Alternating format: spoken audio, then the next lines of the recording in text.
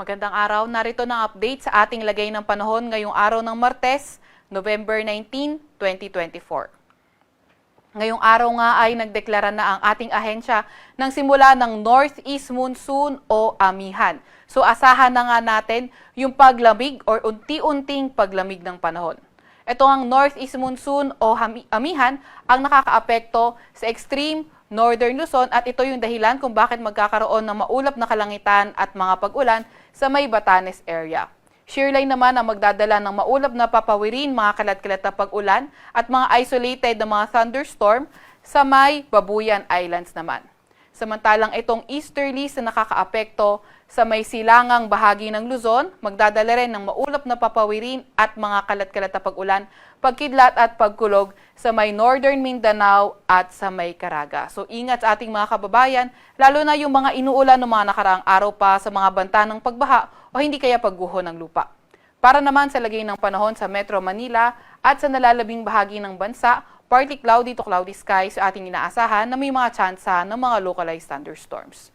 At samantalang yung minomonitor nga nating bagyo sa labas ng ating Philippine Area of Responsibility, si Bagyong Manny na tinawag nating Pepito nung nasa loob ng ating PAR ay malayo na nga sa ating bansa at malayo na rin sa ating Philippine Area of Responsibility.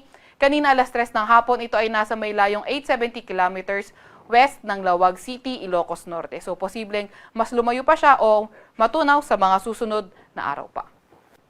Para naman sa ating lagay ng panahon bukas, inaasahan pa nga rin natin sa may Batanes, patuloy yung maulap na papawirin na may mga pag-ulan dulot ng Northeast Monsoon. Sa may Babuyan Islands naman ay maulap na papawirin at mga kalat-kalat na pag-ulan at mga isolated rain showers ang dala ng shearline.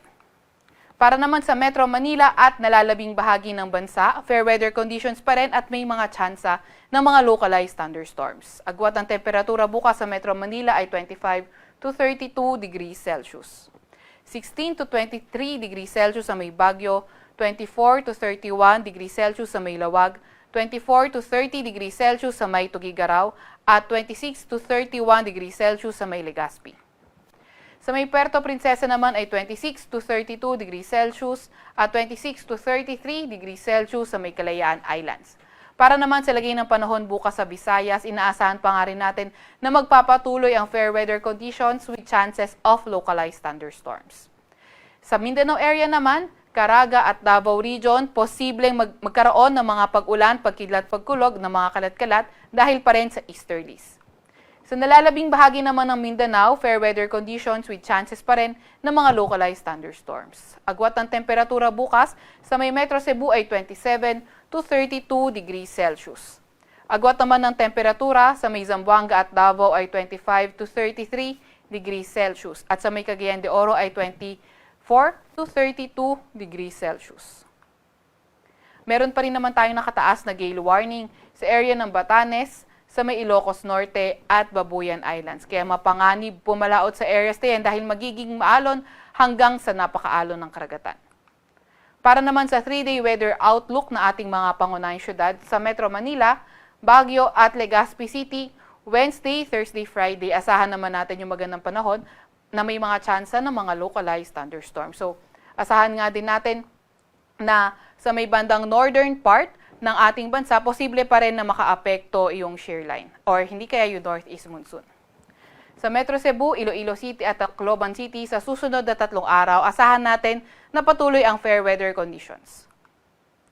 Sa Metro Davao naman, Cagayan de Oro at Zamboanga City, Wednesday, asahan natin na fair weather conditions pero pagdating ng mga susunod na araw ay posible na nga magdala ng paulan ng easterlies.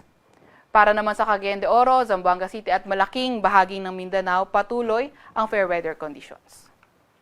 Sa Kalakhang, Maynila, ang araw ay lulubog ng 5:24 ng hapon at sisikat bukas ng 5:59 ng umaga. Huwag magpapahuli sa update ng Pag-asa. I-follow at like ang aming X at Facebook account, DOST_Pag-asa. Mag-subscribe sa aming YouTube channel, DOST-Pag-asa Weather Report. At para sa mas detalyadong impormasyon, bisitahin ang aming website, pag-asa.dost.gov.ph. At yan muna ang latest mula sa Weather Forecasting Center ng Pag-asa, Veronica Torres.